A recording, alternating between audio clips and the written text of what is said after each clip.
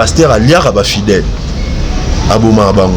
Ah bon? Oui. Comment on a aboma bango na ba kisi na parce que a sacrifier bango na kisi azwa kisi au sacrifier azwa kisi na sacrifier bango po yazala toujours atelemaka toujours azalaka toujours bien azalaka toujours na top azalaka na bat bazalaka ke belé bat bazalaka mbebeli papa mama molimo o na ebsende komona bi omoni so muto ayepano na 2019 o ayebise ke mama nga na magicien o linga été ayebise ke na féticheur o linga été yango moni la plupart des gens ba se déguiser lokwa ba pasteur kwa yebi ke na kombo yesu o yambe facilement et ana facilité on a okota na amnope asali makam na kacha vina.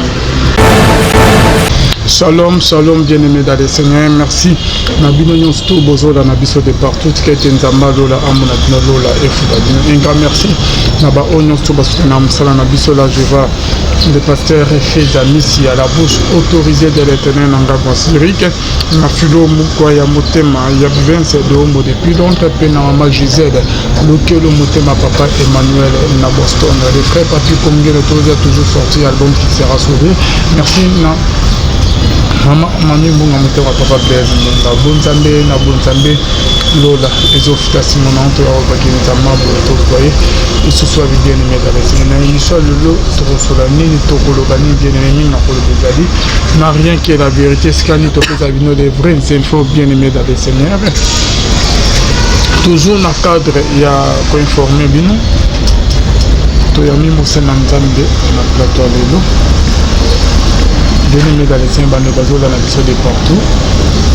Les gens na eloko moko oyo oti ko salama awa na ki bande rebele ba yebi yango voit même de kokutu Roger bakalobela na émission moko tant kazaki pe na États-Unis na concernant pasteur mondinga abomela ki emodoke ni epelate nzambe.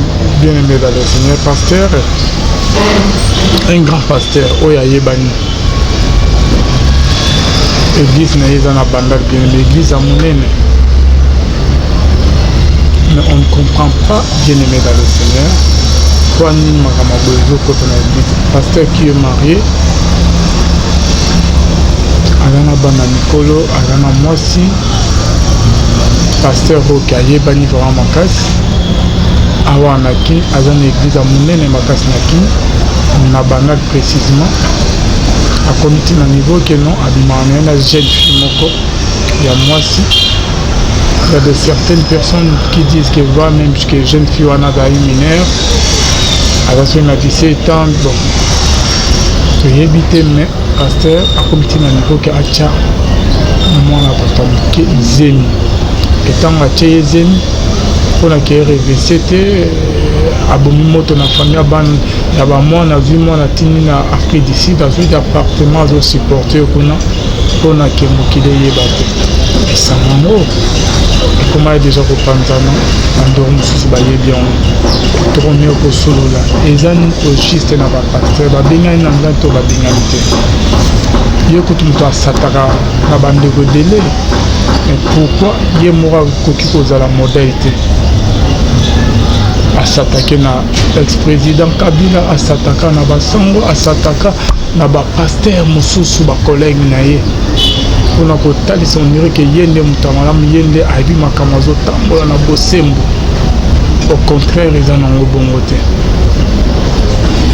eza pastozo me kosona na moko ya ba collègue na ye to me koyeba likambo très bien to me kapé koyeba au juste ezani bazana nzambe to bazana nzambe te nini esalaka bango bongo to me mpe kosala analyse na likambo bien aimé dans le Seigneur tozali na apôtre Basile Mboni apôtre kimisa papa Levin napesi yo mbote napesi ba téléspectateurs nyonso po baolanda biso de partout dans le monde napesi bino mbote nzambe apambola bino na dédié mission oyo na motu nyonso po aza na problème moko akangami na se ya bainfluence spirituelle. Je crois que lelo nzambe osala grâce kimi ezali papa kimi ezali l'homme de Dieu bando bazolanda biso oyobi déjà introduction nanga oyebi mpe disolon très bien mais tome ekovandela na point oyo l'homme de Dieu tant que l'homme de réaction na avant que natuna mituna misusu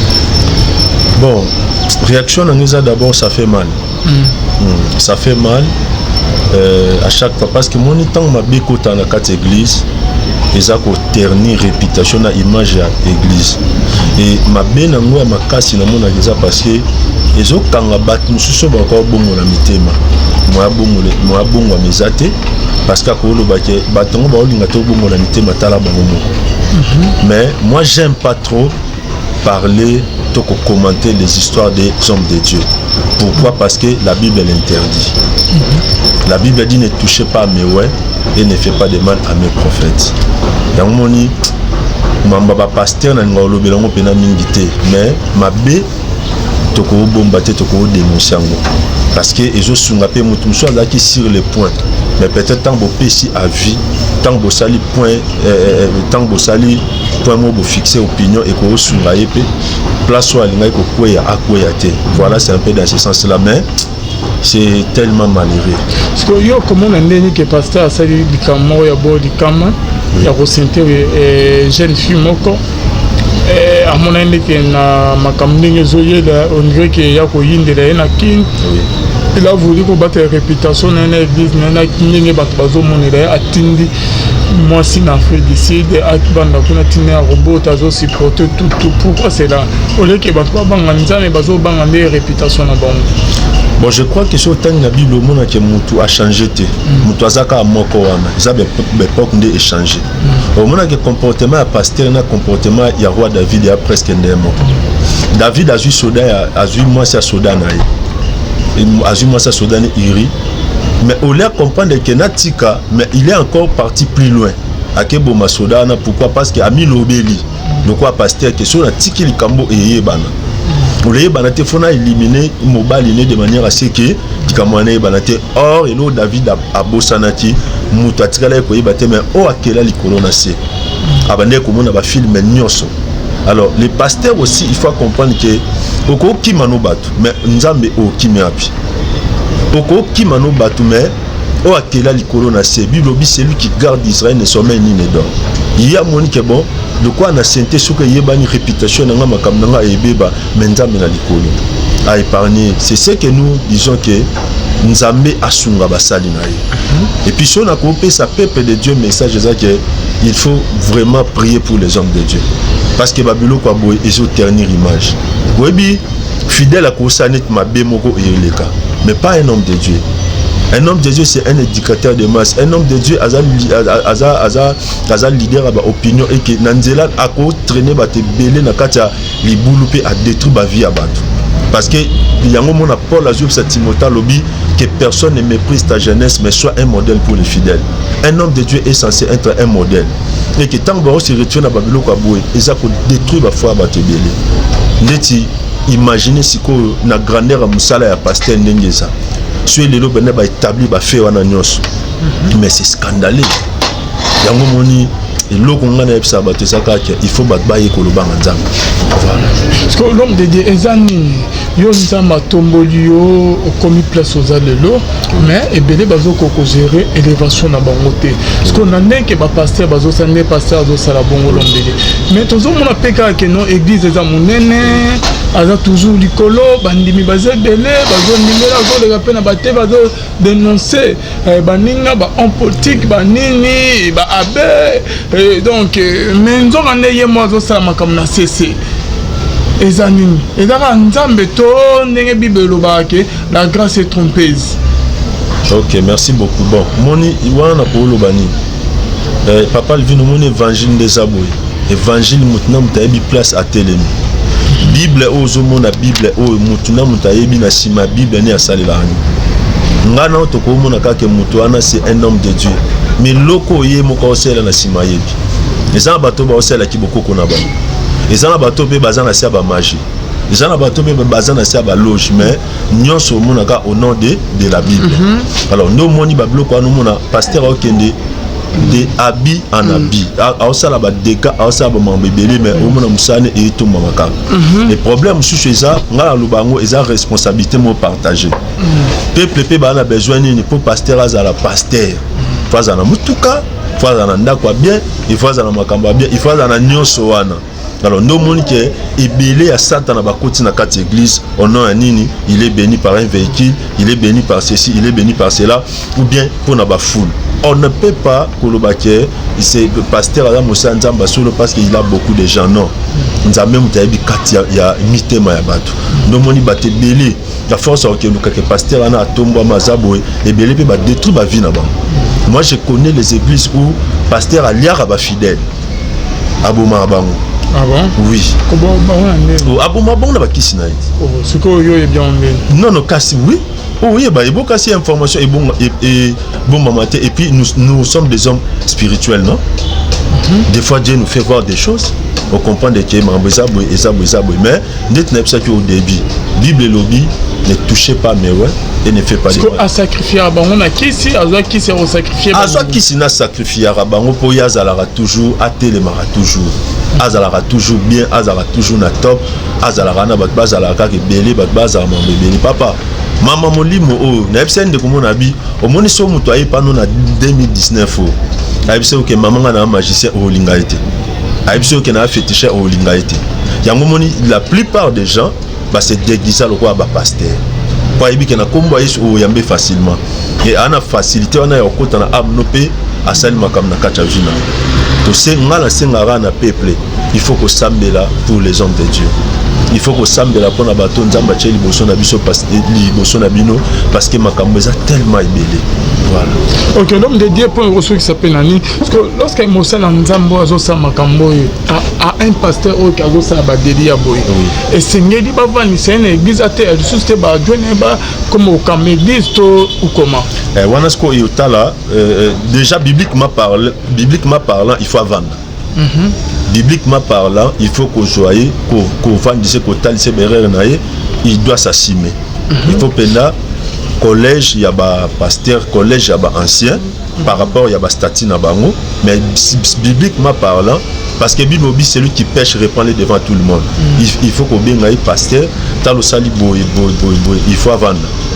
Azwa repos comité disciplinaire ba kota kata musala pour que pasteur à se corriger parce que Bamakamba Boyamoni Paul Abi c'est lui qui pêche répandre devant tout le monde afin que les autres aient de la crainte. C'est ça même bitia ko réprimer Moutou. Les alliés pour devant tout le monde. Oui. Mais même Bible on est le que c'est une de Renoir Salima bébé ngem balade bossé ya mi be ya mi sauté par après. Merci beaucoup. On a ce qu'on continue kacha procédure et zappé ma bête. Bakoko benga pasteur na ba comité et comité ils ala restreint non parce que c'est un homme de Dieu ba ko venir en public boité. Même Zamba et bien bako benga ina kacha comité bon papa tala mambo saliza boy pona likambo biso collège des anciens to décider que non vendre papa le vide. Moni pour mes anani il faut te louer ba vertu mais te condamner ba vice. Mabe il faut te condamner ngoti na suka. Et puis il faut te tomber la makamba malamu. Tozo bonde la nzambe asunga basali naye. Tozo bonde la nzambe abattre la basali parce que mukili e baby déjà. Et là comme super bat bako bosa na tezani. Satan a pe ako pousser mosala nzambe mo akoya na kati ya likamoko. Pour ezala scandale. Il y a un moment où Christ a dit il faut que le scandale arrive. Mais malheur à celui par qui le scandale va arriver. Abi même il faut qu'il même que non mutuana abotamate. Monde la ténèbre va éco conspirer pe. Babi bon pasteur au niveau a commis. Niveau azana tout ça les loko boy pour éternel car image ya église. Parce que ngana epsa batu boy. Il faut tant te ya tout le monde la batu illusion. Un homme de Dieu ce n'est pas un extraterrestre. Un homme de Dieu ce n'est pas un robot. Un homme de Dieu c'est un homme comme tout le monde mais qui a reçu la grâce et que berrer nyoso batbako sala a kokipe na répéter bien a kokipe ko sala mais ya mabeza ali so muto vivre na kacha masumu yango mona muto kwa David tala témoignage David azwa ti lelo no to suite témoignage wana te muto eko zo témoignage à likolo ezalé ka Christ mais David a vu témoignage l'homme selon le cœur de Dieu mais so taliba dégâts au David a commettre qui sont lelo Tolobaki Muto Anabakis. Tolobaki Muto c'est un magicien. Yango mona sko que il faut peuple bailler pour la paix ko sambe la pour baton nzambe ache liboso na bango pour que nzambe abatte la bango parce que le diable c'est un menteur.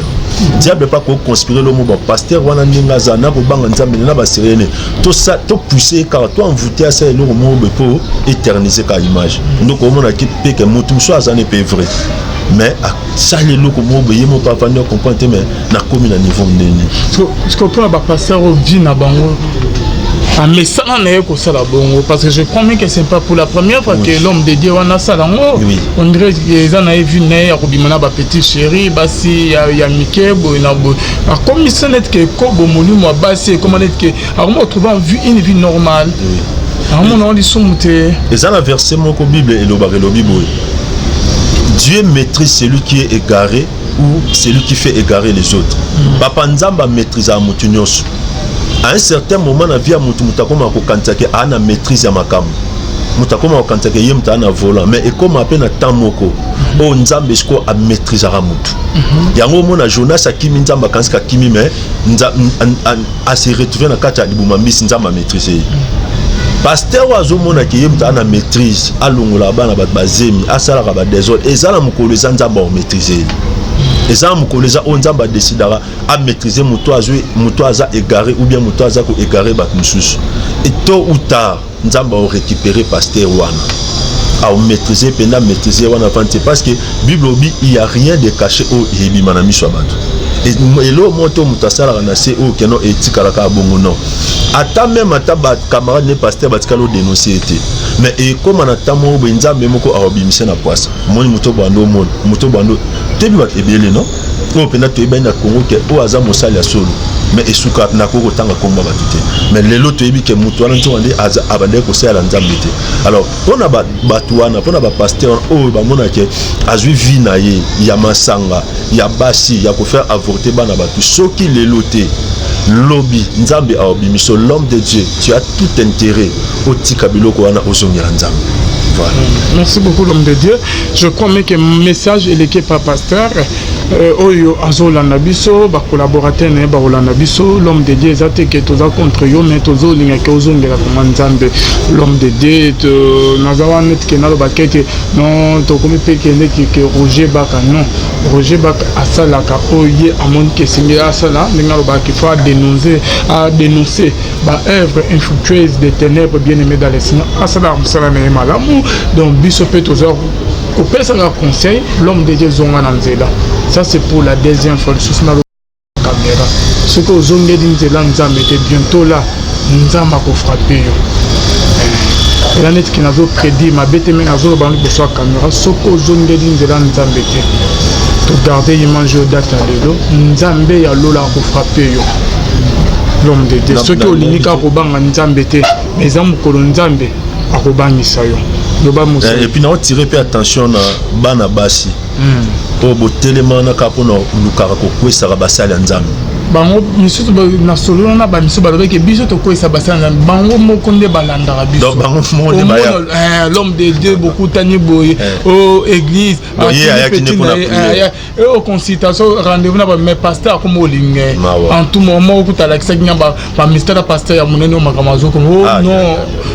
Moi je vais sortir, il faut qu'avant que je sorte, Tobi Manayo et ça l'a bien c'est réchauffé nous autres ba message il y a un serviteur il y a munena yeban na numéro nazo comme moi na muke wana so gaza na ba 20 ans ce ba 22 ba 23 ça azo ba ya divine tala yo moko asa na nzambe na bino tala papa mukolo nazo tumisanga ke na ya na bureau na ponto bimanaye banin o apesa nga $500 nzamba osukisa bango. Mais na yebisi ba sœur mota mutu wana eloko yo ko salia moko boya parce que oyebite na sima na ye azana nini na te ba étoile wa tam su passer la ba étoile bato ako yi ba pe étoile na oko yi ba te alanduka poni ndeni po mutu akete ya fokara accoucher na ndeni po mutu sa makamne foka azana yo et puis il faut battre pourquoi mutu wa chaba mbongo ebele bongo kapo ay banjoto na il faut se poser la question. Et là, on a Hollanda. C'est que vous comprenez que ça est moins à tu nous as plus que Mongo à Piawan. Mais bah pasteur wana sur les lotés l'obité. Nzamba au tchara bango toujours na ba confusion. Nzamba au talisa bango toujours qu'il y a vrai baza. et que bango baza dans les faux. Merci beaucoup l'homme de Dieu apôtre Basile. To côté ce qu'on a ni na biso onolo be ni le papa ponati ke l'opéra. Oui, lelo nalinga kito parler sur les prisons spirituelles. Si les prisons spirituelles na to sens molimo centre inspiré biso nango par rapport à Jean Luc chapitre 4 verset 18, Yesu alobi, l'esprit de l'Éternel Seigneur c'est moi parce qu'il m'a envoyé pour annoncer une bonne nouvelle aux pauvres. Il m'a envoyé pour guérir ceux qui ont les cœurs brisés et pour proclamer aux captifs la délivrance. Mais on remarque que tant que Yesu a sali ministère naï atika lo bimsa mutumo te na kata prison physique. Donc tu comprends que tant que Yesu a loba que pour proclamer aux captifs la délivrance, c'est que le Christ voulait parler sur les captifs spirituels. Tu comprends que ezala bate belé ba otambola, ezala bate belé azolia, ezala bate belé ba na kata ndaku ya mabala, ezala bate belé asalaka, ezala bate belé azotanga, mais il est dans une prison spirituelle. Et que le quoi azala kata prison spirituelle wana pour accepter la vie boy et ezala un peu difficile. Voilà où tu l'as te parler aussi les prisons spirituelles. Parce que au quoi est banengeni que ozala kata ba prison spirituelle papa. Merci beaucoup papa. La prison spirituelle est la réalité mon oba effet nango est palpable. Oba effet nango est palpable physiquement. Eza makambo est spirituel mais problème est que ba effet nango de monana. Ba effet nango est touchable. Au mona au remarquer que talent de Yesu. Yesu a coûté na moi si moko azaki courbé bilobi pendant 18 ans. Mais tant que Yesu a fait les miracles à Kangolé et sali batu biente, Yesu a dit oh. Mais bino bozo se peut la tenir cette fille d'Abraham que le diable a tenu lié pendant 18 ans. Ça dit déjà moli mon mabe kanga moi na moi sur effet à courbé. Donc on comprend directement que pour mutoyer baké azana kata ba prison spirituelle ezana ba façon belé à koyeba. Entre autres na ko bandaka na moi sur la maladie. So mutana kata ba prison spirituelle anobe la bela trop. Atabaki stress ok na ba hôpitaux ba opesa ba kiti mais au monde que maladie mo ezo défier ba thérapeutique médicale nyonso donc mon mutu wana abela kaka taba sali makam nyonso taba atambola partout abela kaka mutu musu pa koyeba ke azana kata ba prison spirituelle ezali ba célibat musu prolongé au monde mutu asa mwasi kitoko aza bien mais mobali nda ya rati nyonso wana eza ba preuve que mutu ana kata ba prison spirituelle mutu musu pa koyeba ke ana kata ba prison spirituelle na ba chômage eza mutu musu mona il est trop intelligent aza même génie azana ba capacité nyonso o keno ba ko embaucher quelque part mais tellement azana kata prison moi asa musala ezate moi musu pe oko découvrir que on a kata prison spirituelle les arapé na kata bandoto eza mu comme suna oya atolobela ba songe uniquement soki mutu alinga yeba vina oyebi soki nde na zabo so na yeba elongi nanga il suffit ka nata la miroir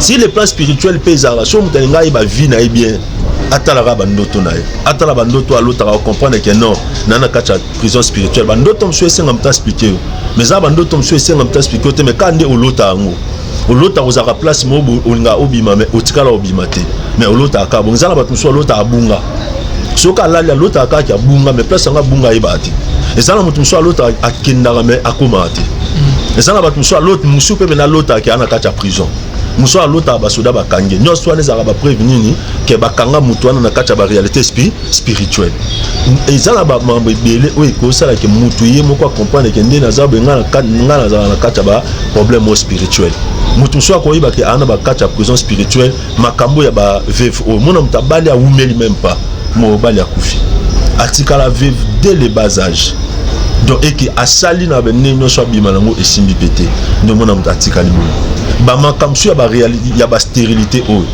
izala kate que o mobile azama bo mwasa mabete mutu su ba kangai na prison spirituelle akobota te mutu su pe ba kangai na kata prison spirituelle akozwa mbongo te mutu su pe ba kangai na kata prison spirituelle akomata te et prison spirituelle est à la tête que mutana na Afrique mutana Congo Nord eza partout en Europe, en Asie, en Océanie, partout, parce que le monde spirituel est à la limite. Donc, quand on a dit que oh, en Europe, en États-Unis, en non, beaucoup de gens, il y a un monde en Europe, en États-Unis, en Océanie, partout, mais à vivre vivement le roi en Afrique. À vivre des difficultés, à palper l'opportunité par rapport à pays, par rapport à continuer à place à ça. et nous tout on a so tanyango bien o ya remarquer que mutaza na kata ba prison nini spirituelle même au mona bat mususu wana atourna bisika moko makam nyonso azosa na vie na ye azo tourner place moko résultat pena malonga résultat pena escompté zate ils ont preuve que mutaza na kata ba prison nini spirituelle. L'homme de Dieu, tant que le bic est il y a Jésus, tant que le bic sa maman qui a dans malade na katabi, le bic moi na ya Abraham. Ok, normalement na mon Abraham, et la question que descendance ça m'a pas monté aïe oh ya yebinzambe. Mais dernier que un chrétien monto aïe binzambe comme ayama Jésus comme Seigneur et Sauveur aïe binzambe. Descendance ya kibonzambe Satan akoko kangaye. Yango wane loko skoyo. Yangwane Lokwana, Yesu a eu 7 filles d'Abraham que le diable tenait lié pendant 18 ans. Mais on remarque l'homme au temps na kata texte on a battu autant en ezana Luc chapitre 13 verset 16. On remarque ni moi je suis na abano ke église. Moi je suis na alo sambela. Yangwane na ebisa battu na biboy. Au sambela eza souka makamnyo sauté. Ezana makamnyo senga il faut passer pendant na service à délivrance. Il faut orienter na kata prière pour obima na kata situation. Sinon te au monde roi nzamba sala te ok nzamba salaka. Mais ko sambe les résumé nyo sauté. Ezana bat musu faut les kanaba service à délivrance. Il faut pendo ko tande ti Yesu abini. Abi 7 filles d'Abraham que le diable tenait lié pendant 18 ans. Papa 18 ans et à 18 jours te. Ils appellent 18 semaines te. 18 ans azara courbé ok ndé azala courbé bongo ezayete. Ils ont une prison spirituelle. Ils sont qui tenaient liés. Monde à ténèbres kangaï. Et quand ils appellent Moussou Olandanga wana.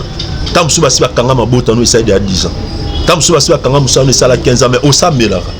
C'est pour dire que au Sambela en soi, ils ont résumé nos sorties. Les hommes comme ça, il faut les capener dans le service à délivrance pour que Nzambe akango la vie. Parce qu'on a pas ok bazo se retrouver dans un problème on a dit quand moi ils ont dérangé ben ici la raté problème on a santé na musala na libala na stérité nyonso ok bazo landa biso banana di quand moi et si ça va bon poni ba se déranger na mingi. Oui papa bakoza solution ndenge nini ezakaka ke baluka ba pasteur to bako bien ke bakota en contact na est-ce que c'est possible que délivrance et cause on a ba vie na bon. Merci beaucoup. Bible lobby. Notre Dieu c'est un Dieu de près, c'est aussi un Dieu de loin. Nzamba nzamba peme na zape nzambe ya musika. Mutu nyonso ozanga kati ba problème oyo. Yesu akokangolo na ba prison spirituelle wana. Yesu akobimso na kati ba réalité wana. Orobenga biso na plus 243 oui, 89 69 16 721. Et tango okobenga biso tozwa batanyo so ya élection na kati ya prière. Pourquoi? Parce que moi sur abando qui ne peut synagogue. Abandé pour sambela mais Satan akanga kieka. C'est pour dire que ezala babilo musu na vie. Ezo senga ka osambela te mais esenga un ministre ouin. Un ministre de la délivrance, il faut amener mon akati à prison spirituelle. Il faut amener mon akati à délivrance pour au Kangola. Et n'en profiter pendant le baquet, la prison spirituelle, il y a les bossos tozo ango na ba famille. La plupart il y a ba famille to bimeli nango. Et ça ba famille mo et wuti na kata ba sorcellerie. Et wuti na kata ba coutume, et wuti na kata ba lien, et wuti na kata ma mobile ngoni ba te belé. Bah on s'est retrouvé que moi ma kamne fungama izate les gens ba famille et women na sorcellerie les gens ba famille ba bimi na kata ba coutume les gens appellent na bateau ba na kata ba famille occultisme mon papa c'était un occultiste maman c'était un occultiste mon abomi na famille papa non c'était un grand sorcier azwa ba étoile azwa ba chance azwa ba vie na bino so akanga yango bozo tambola me bwana kata prison no ba chabino na nzungu ba chabino na san yango mona malgré voyager malgré bima malgré be fort au sala malgré ba mamnyoso au suka ka sikamo pourquoi parce que boza na kata prison spirituelle. En tout cas, ok. L'homme de Dieu, merci beaucoup. Je prends que mon numéro, il y a apôtre Bazi, en toi, Fusson, assez. Donc, en contact, concernant que prière, ton concept, mituna, que bisoto, tuni, a, wate. En tout cas, il vous a bien makasi. L'homme de Dieu, quelques minutes. Je prends que juste 10 minutes. Merci beaucoup. On met un peu construction à exhortation. Merci beaucoup. Nzambe na lola apambola biso na zo sambela pona petite exhortation oyo Dieu d'Abraham, d'Isaac et d'Israël natiki moment oyo ya méditation na maboko no mutu nyonso akolanda oyo nyonso bakangai na kindoki oyo nyonso bakangai na kisi oyo akozwa chance ya kolanda émission de partout dans le monde abima na kati ya prison na kombo na Yesu amen. Totanga mukanda lik toza na lik chapitre 13 totanga bongo na verset 16. Luc chapitre 13, nous allons lire le verset 16. Je lis au nom de Jésus, Luc chapitre 13, le verset 16. La Bible dit: et cette femme qui est une fille d'Abraham et que Satan tenait liée depuis 18 ans, ne fallait-il pas les délivrer de cette chaîne les jours du sabbat? Voilà. Et cette femme qui est une fille d'Abraham, que Satan tenait liée pendant 18 ans. N'a habité Bakanga vino pendant combien de temps? N'a habité mariage no Bakanga pendant combien de temps? N'a habité santé no Bakanga pendant combien de temps? N'a habité faire na yo Bakanga pendant combien de temps? N'a habité libala na yo Bakanga pendant combien de temps? T'as la vie no bien. Au moins qu'il y a quelque chose qui ne va pas. T'as la bande no bien. Au moins qu'il y a un phénomène moko o babengara ya prison spirituelle. Na olingana na mekape ko relater que prison spirituelle les années. Yesu abi il m'a envoyé pour proclamer aux captifs la délivrance. Donc il y a des gens qui marchent comme ça, au tambolara, au liaka, au salara, mais bakanga spirituellement. Moi ba les athées, moi au beauté athées, moi au fungwa mes athées, moi au mona mama lam na vie athées, moi même au simba mbongo athées. Yango au mona au bandali kambo bien. Mais ce qui est comique à l'Ikamwana, élan. Il faut élo moins ça la mapokuya. Au bandano makambo bien. Mais ce qui est comique il faut fungama, il faut zone la place. Mais pourquoi? Parce que sur le plan spirituel, il y a ce qu'on appelle les prisons spirituelles. Bah prison spirituelle les élogo ezo kanga ba via batebele. Prison spirituelle les na kati ya molimo, mais ba effet nango e monana. Nous mona batebele ba mener une vie misérable. Malgré Kazana Europe, malgré Kazana Europe, malgré Kazana Asie, malgré Kazana États-Unis, mais au mene vie moko le rôle mutumo azara en Afrique, au mene vie moko le mutumo azara en Congo. Na ebisara biso chaque fois na loba eloko. Satan a tiqué la muta apparence, mais abotoli réalité. Monde a ténèbres ba tiqué l'apparence wana ke wa mona poto. Ba tiqué l'apparence wana ke osala. Ba tiqué l'apparence wana ke wa mayele. Ba tiqué l'apparence wana ke obala. Ba tiqué l'apparence wana ke ozakito. Mais bazu réalité, bazu bolamo ezara na sima ya makambo wana balongoli yango. Mon frère ma sœur yo olandanga. Nzamba ko kangolo na prison spirituelle. Nzamba ko bimso na kata prison spirituelle. Biso toza na plus 243 89 69 16 721. Moi je suis abandonné à l'église chaque jour. Abandonné ko sambela, abandonné ko adorer, abandonné tam souper ko sa offrande. Mais diable a gagné pendant 18 ans. Pendant 18 ans, bavandise wana bakuruba wana avanda wana asala ke le côté aboujarate moi atala tout dressate moi asala ba mouvement zate parce que bakangai. Tamsunde olanda ngape. Yo pe vina yo. Na habité tamsu ya yo esali tamsu 20 ans. Tamsu ya yo esali 30 ans. Tamsu ya yo pe netier esali 18 ans. Mon frère ma sœur, makambo si na kana vie yango morote. Satan a tikara mutu te po mutu ana leli mingi. Monde à ténèbres et qu'on lâche au te po o leli mingi. Monde à ténèbres et qu'on lâche au te parce que e umeli. Non. Satan a ko tikaka oka mukolo oyo ba mukolo o nguya moko o eleki nguya ne ko kitana vino ne e kangola vina. Na bondeli nzambe na nzela mateo nzamba kangola vina. Moi si pendant 18 ans. Na habité yo esali combien de temps? Ba prison spirituelle ya liboso ezo ou télévision na ba famille. Dans la famille na bino bien. O constater que bat baza okangama. Nyango mona malgré be fort au sal. Malgré za na Congo, malgré za na mboka mpaya, malgré za na intérieur, malgré za na extérieur ya mboka, mais au senti de o bundanga batu. Au senti de o lité. E moso tali kotanda kwa nganga to simba kisité. Au sala mabe monte mais makambo zo kuta nango o comprendre. Soko landi bien au mona ke sa makambo yo tena kata ba prison spirituelle. Et ba prison spirituelle boso to zo e utana ba famille to botami nango. Tam si yondo zano bimi na famille mo ezali contrôler la sorcellerie makasi. Peut-être papa Abotio c'était un sorcier. Peut-être maman non c'était une sorcière. Peut-être au bimi na famille mo ya occultisme. Peut-être au bimi na famille mo eza rempli na ba marabout. Peut-être au bimi na famille mo eza rempli na ba science occulte. Et babiloko wana nyonso ekangi ba te belé lelo na kati ya prison spirituelle. No moni ba te belé lelo ba akoka ko s'en sortir te. Tu te poses des questions mais papa na sambela. Papa na maintenant on comprend que makamni et comme on a vu makamwe comme on a vu no babenga ngo ba prison spirituelle. Ba prison spirituelle oyebi som ta na kati ya prison. Na kati ya prison et local bosom ta perdre na kati ya prison eza liberté. Yango mona on a ba projet belé. o kana mambo ebele mais moi osala ngo ezate o raisonner mambo ebele mais moi osala ngo ezate ta musupe osimba mbongo wana mais o comprendre na ko osala mambo tendeni mon frère ma sœur bakanga on a prison ni mon frère ma sœur bachao na kata libulu ni bachao na kata nzungu ni bachao na kata place ni elo ne sala ka que so simbi mbongo fo ba appel e bandoya au mona babandi ko benga yo comme si tu as téléphoné bango ke bo benga muto wana azui déjà phénomène ya ba prison spirituelle nanzele mission oyo nzamba obimso na kata prison nanzele mission oyo nzamba okango na kata prison ba prison spirituelle les autres détruit ba couple les autres détruit ba foyer ndo mona batebele il mène une vie misérable ndo mona batebele azana célibat mo prolongé banda vanda wana yo o kantande tike o kutana mibali mo bien tete o mi pesa ba raison eza yangote eza esprit wana ya prison spirituelle nde epexo ozwa mobali obala esprit na prison spirituelle nde epexo ozwa mwasi moko ovana ne place moko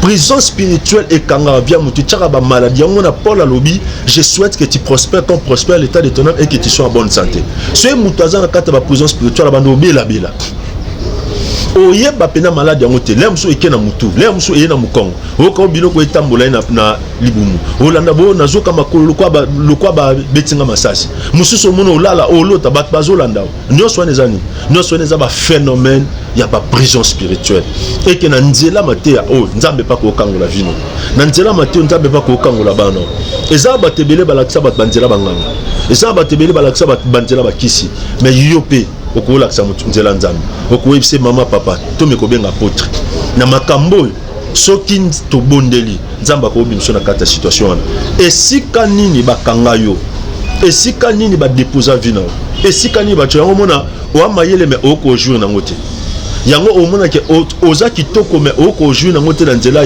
ya mariage mobali aoyane bien mais au mona aoza plus na ba attirance sexuelle que azana ba projet d'avenir nayo mobali sokutanga opusana nayo opusana kana idée que a profiter na nzoto no na beauté no mais pour avant so penda bi alobaki na obalo moi était pourquoi parce que bakanga yo déjà na kata prison spirituelle ya célibat moi obale zate mais nanzela mateya nanzela makambo na oteya yo Dieu est capable à Bixao. Dieu est capable à Kangola. Nzamba capable à bimso na réalité famille na bino. Oui, kanga bat moyen mutaba les jate. Nzamba capable à bimso na réalité famille. Oui, ça là que beaucoup fait la carte mibali. So muta bali, il faut mobali après un certain moment, après période mo, il faut mobali on a kufa. Nzamba capable à kangolo na prison famille ça là que moi mobali non ce soit bali, il faut couper la carte moi sinaï, il faut couper la carte ban. Nzamba capable à kangolo l'esprit wana na prison spirituelle la famille wana. Oui, ça là que na famille no mutazo musala malunga zate.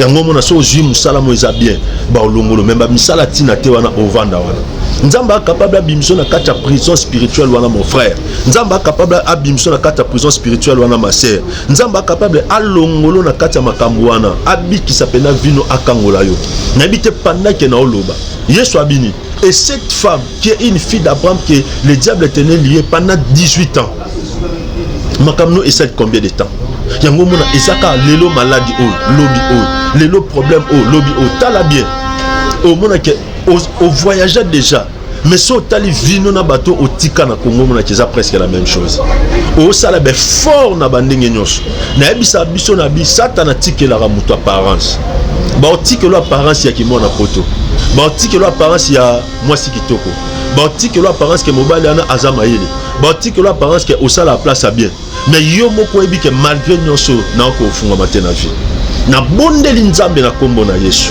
nzamba bimso na prison wana aux obligés te vendre na nzunga famille aux obligés te vendre na kata mulangi wana aux obligés te omona kaka vie obikana chaque jour mutu nyonso za produit a passer na ba famille to bima mo changer ngwezate mais oko kata lien wana oko bima na kata phénomène wana oko bima na kata vie wana mon frère ma sœur ma botano eza et kanga binde quelque part yango zomo na papa na zoyi batena sa nini nzamba capable apeso bana nzamba pambola batino so benga biso pona makamba ba étoile na pesi nzambe merci parce que nzamba restaurer ba étoile abatu nzamba restaurer ba étoile abatu nzamba zongsi ba espoir abatu mutu so benga bi papa na pesi nzambe merci musa les zongi na pesi nzambe merci pour sengo et sengo zongi na kata mutema na pesi nzambe merci parce que na retrouver ce qu'on vit nanga nzambe ya pambolo je crois que na nzela pe mateya oyo ya ba prison spirituelle nzambe abimisa na kati ya prison wana oza esclave bato te okelamaka te mpo oservir bato moko okelamaka te mpo bato moko yo onyokwama me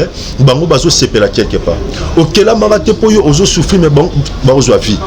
Le Dieu que je te prêche nzambe ona oteo lelo acapable abimiso na kati ya prison abimiso na kati ya prison ya famille yango mona moto so wana Europe wana Asie wana États-Unis mais oza contrôler na Afrique oza contrôler la famille oza contrôler na pango bokola wana oza contrôler la famille wana oza contrôler na panga ba voisin bando kene chaque fois que nous sara na kuna yango mona malgré voyage malgré obima na mboka mais okolo taka wana pourquoi parce qu'il y a une prison spirituelle et kanga ma place wana na obonde la nzambe na kombo na Yesu akangola vina il y a eu c'est ça les combien de temps Yesu abi et cette fille d'Abraham que le diable était lié pendant 18 ans 18 ans yango mona tala âge est commis tala niveau commis mais résultat malongo ezate o se poser ba question oui bi ezan ba tebeli so vandi na bat o seka mais tango zonga na chambre o lelaka nzambe âge na commis nango nzambe na commis na niveau boy kwani nzambe kwani makambo e komelanga mais tango vanda na bato seka ba tebeli ba ebate na butu biso so to kenda tam su bolali bokangi ba porte mais makambo eleka na butu ezan ba tebeli butu olala te olandanga olala te na buto lelaka butu mobimba mais wana mbongo olelaka butu mobimba parce que au monde a ba phénomène moko o comprendre te o ko définir vite et naza persuadé et convaincu que nanzela mateyo nzambe akomi prêt à salelo mona kata vino nzamba bimso na kata prison spirituelle wana soki muto na kata prison spirituelle ba ko bebisa même beauté na ye ba ko zo même beauté no ba bebisa ngo ba ko zo même santé ba bebisa ngo ba ko zo même mbongo no ba ke bebisa ngo bakozwa même makambo yango mona so jimbongo ebele faut escroc moko aya il faut moyibi moko aya il faut moto moko aya ka po ayiba yo il faut moto moko aya po alongola eloko wana nayebi mwa mwasi mo bongo soki azwi mbongo bako donc soki bapesi mbongo na nzela okoma lango ndako te bakoyiba yango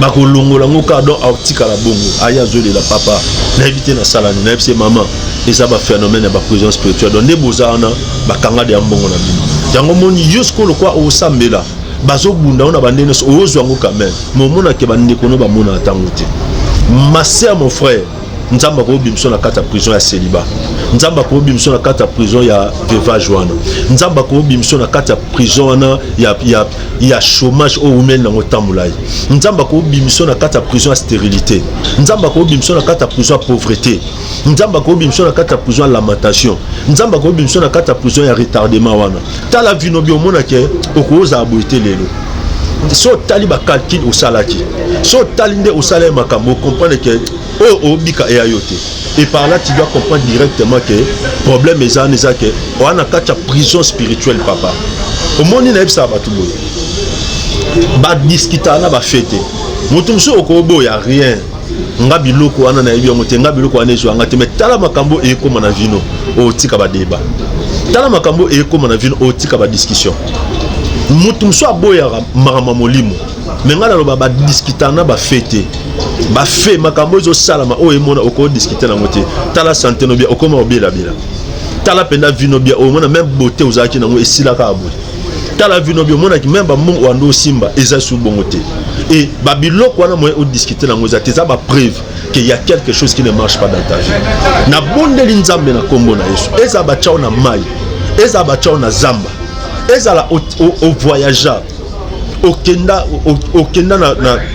na Occident na Orient mais batika na vino na Afrique na bondeli nzambe na kombo na nzela mateyo nzamba biso na kata prison obima na samulangi wana obima na kata nzungu wana obima na village natal na bino obima na se ya mai pe osepela na vina Yesu atali mwa mwasi na okimao ezala makamso esiloka na prière te faut balekiso na service à délivrance il faut ba peso ba orientation sérieuse il faut ba l'action il faut ba memo ba kambo na service à délivrance pour nzambe abimisa vino na kata makambo wana na pesi nzambe merci pour na bato nyonso babenga biso papa tango sambeli na se retrouver na comme na retard papa tango sambeli na moni ba benga place à musala papa tango sambeli nzambe a restauré nga naza persuadé et convaincu que nzambe pas comme capable lokolo yo ki makambo nzambe comme capable soit bimso na kata prison o umeli mais nzambe a commis capable à Kangola Vinayo.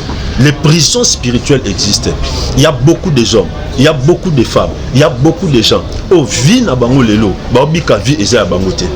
Baobika libalo eza bangote. Aobika musalo eza yete. Aobika makambo eza yete. Yangwana au remarqué. Malgré les forts aux osala au suka. Malgré les forts aux osala au comme limité. Tala bien. Oko banda démarche à Mukanda bien. Mais ce komika ba peso il faut le camo et subvenir. Déjà, il y a une prison spirituelle par rapport à votre document.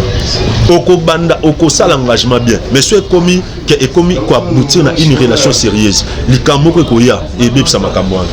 Mais les dieux de la Bible, les dieux que je te prêche, les dieux qui appellent à l'existence des choses qui n'existent point, les dieux qui a créé les cieux et la terre, à kokangolo dans le phénomène de la prison spirituelle. Remarquez très bien. Oko maola tabakangio. Place bakanga wana osalani. Remarquez bien, olotara mutumo asenga ko nyongo. Odef sa mutunani. Mais yo moso vani bo omona ke odef sa mutelo ote. Remarquez bien, olotaka balanda nanya landakao. Les hommes armés masqués wana bato olotaka bacha bakagulu wana eza banani. Nyos wana ce sont des preuves que mutazo bika na kata ba prison spirituelle. Nzambe ya Bible akokangola yo. Nzambe ya Bible akokangola bana yo. Nzambe ya Bible akokangola foyer na. Nzambe ya Bible akobimso na kata situation akobimso na kati ya maladie wana akobimso na kata chômage wana. Nzambe ya Bible akosala ke omona vie au jour na vie au CP là. Yesu a dit cette fille d'Abraham que le diable tenait lié. Naibité Jonas azaki na kata libumambisi. Naibité nde na oloba boyo ozapi. Jonas azaki na kata libumambisi. Metamsu yonde ozawana. Oza wana kata nzu. Tamsu wana kata mulani. Tamsu wana kata sani. Tamsu wana place mo basi ba déposer déjà batika wana. Baba ke mutonda za baza a bougete. On a vu tourner qu'à place moko. Même au sel au landanga, même servante du Seigneur au landanga. Au cause à la wana au landanga, besoin ministère nous va comment quelque part. Besoin ministère va bloquer quelque part. Et comme il temps nzambe akangola. Et comme il temps nzambe abimso na quatre phénomène. Et ça la mambe belé au betela mutema yo mebike et ça la manavina. Muto ya ka coucher no chaque jour wana azaranani. Muto ya ka sengo nyongo wana izaranani. Muto ya ka binela wana l'autre muto wana bin izaranani. Nzambe apambola biso. Je crois que na comme na suka na ina sambela pona batu. Na ina sambela pona yo bakanga na prison. Il y a malade, il y a célibat, il y a chômage, il y a malédiction, il y a condamnation.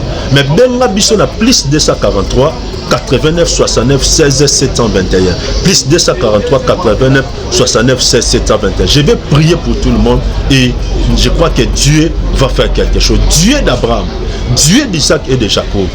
Nandiela matéa o mon frère ma sœur n'osengoka lobanoka amen n'osengoka déclarer notre Jésus nandiela prière où Dieu va faire quelque chose na kombo na Yesu Masia mutu nyonso aza na prison kindoti mutu nyonso aza na kati ya prison ya magie prison occultisme na bondeli nzambe abimiso au nom de Jésus-Christ o aza malade abika o aza na problème azwa solution o azangi kimia azwa kimia na déclarer na kombo ya Yesu bandoto ya baseke okomolota anake okufa okufate so bachaki na liste na longolo na liste na au nom de Jésus-Christ kimia na nzambe ebatelo ebombo nzamba telemission na meto hôpital wana nzamba telemission na kata ya pauvreté na kata célibana au nom de Jésus-Christ amen tika nzambe apambola biso nzamba apambola bandeko nyonso ba okota contact na biso pour nous soutenir ba émission et puis pour nous soutenir biso par rapport à Èvre Naï, Nzambe apambola biso, oko zappé, oko ki kozala pe cette prochaine personne et Dieu ne manquera jamais à te bénir. Na pamboli papa Alvin, na pamboli Régie Mo Bimba, tokutani prochainement, que Dieu vous bénisse.